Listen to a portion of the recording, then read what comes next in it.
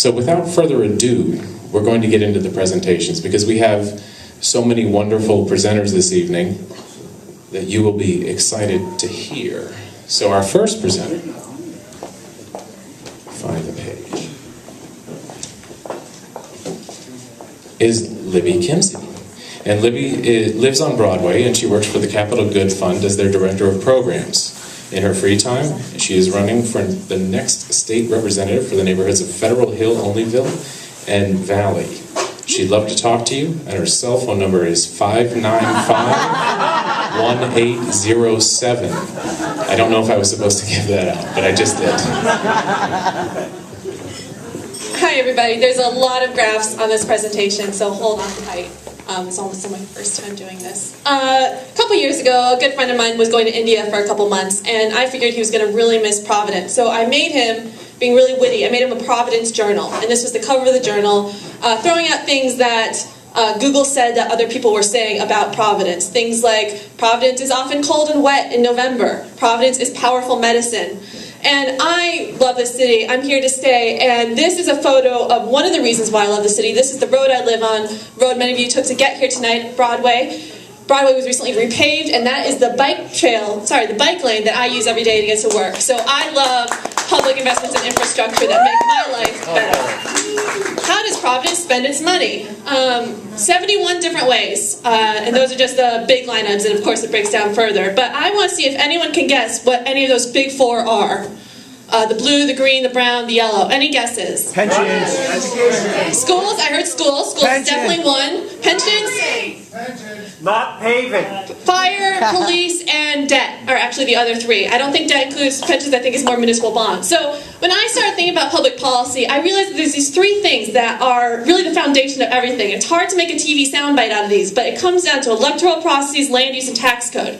And I started off really interested in electoral processes because that's how we get people elected. That's how we make sure that our government for the people is actually made up of real people and not just middle-aged white men who happen to own a law practice, which our General Assembly is by and large. So here's me in 2006 at the State House hanging out with my friends saying we need clean elections, we need changes in how people are elected to government so it is a more representative body.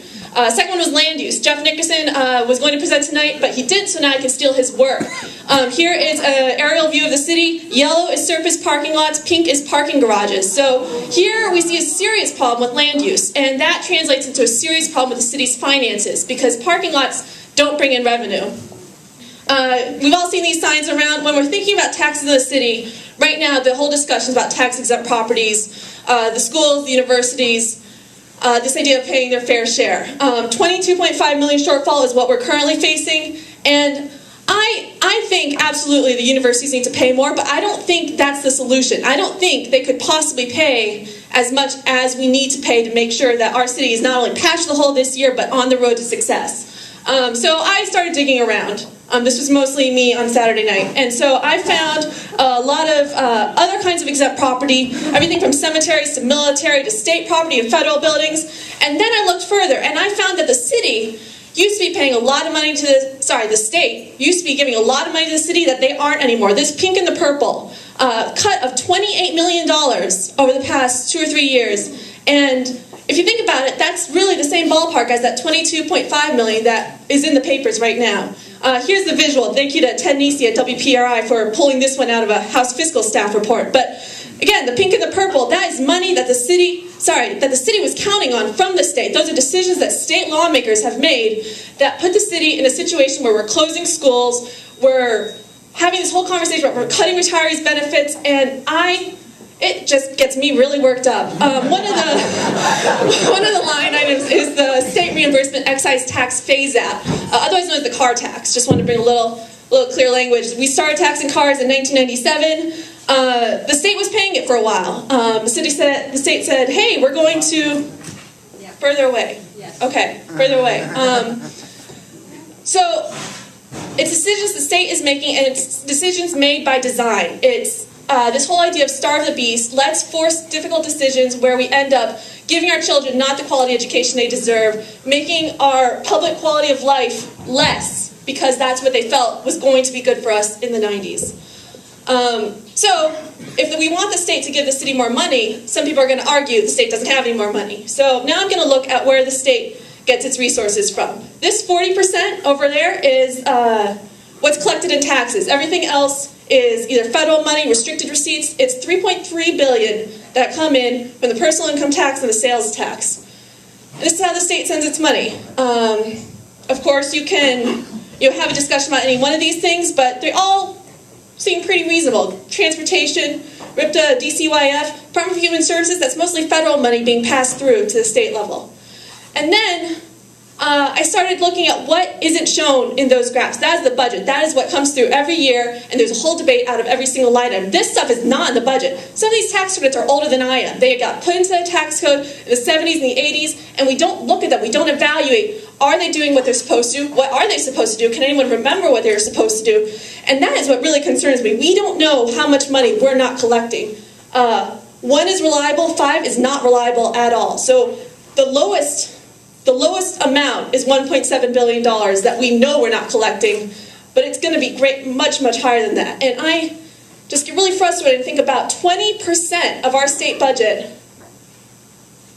Sorry, it's not really 20% of the state budget. It's saying of the money, of the resources we have, we've decided not to collect 20%. We have all this left, and then we have money that we were giving to cities and towns, we decided not to, and there's no oversight. And so this is to prove that I'm not the only one. This was a room full of people at Roads of the Patuxent about a year ago where we're all talking about tax expenditures, we're looking at the most recent report, and we're saying there's something wrong with this picture where we are making such difficult choices, and we're raising co-pays and ride share.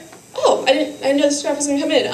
So this is the district. I'm running for this seat. It starts just down the road. You can see here we are in this corner. So it's Federal Hill, it's Valley, it's Olneyville, and I think that the best way that we can make our city great and continue to be great and be better for the next generation is to make better decisions at the state level, because right now the state of Rhode Island is being a jerk to Providence.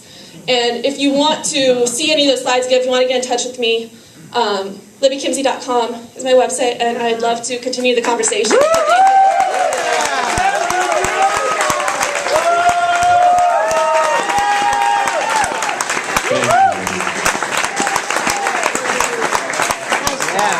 A few quick general notes. If you're presenting this evening, try to stay away from these top speakers. I was just informed that is the reason for the echo. So stay behind these speakers on the stage. That's just a room note. Oh, and then that's great. That's a great. All right. Another quick note is we are recording this evening, so we will be sending these to Tokyo. Hopefully we'll get some of the presentations uploaded online on the pecha-kucha.org website, the Chakcha Online. And then a third note is that I forgot to mention that Mijo's Tacos is out in the parking lot. So we will be breaking halfway through. And I ask you, if you are hungry, please patronize that food truck because they are amazing. They always have wonderful vegetarian cuisine for me also, which makes me happy.